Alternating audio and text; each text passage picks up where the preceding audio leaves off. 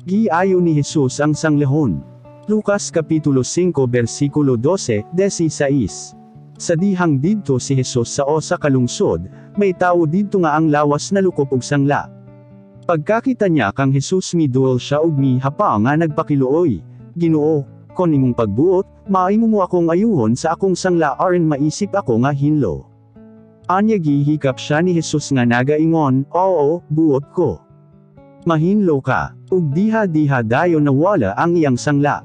Pagkahuman gimanduan siya ni Jesus, ayaw kini isalti kang bisan kinsa, diretso hinuon sa pari ug pagpatano kanya. Anye paghalad sa halad nga gisugo ni Moises sa pagpamatuod sa mga tawo nga hinlo ka na. Apan bisan maukadto ang gimando ngadto sa tawo, mikaylap gihapon ang balita mahitungod kang Jesus, ug nagpano ng mga tawo nga nang abot sa pagpaminaw kanya ug aron mamaayo ang ilang mga balatian.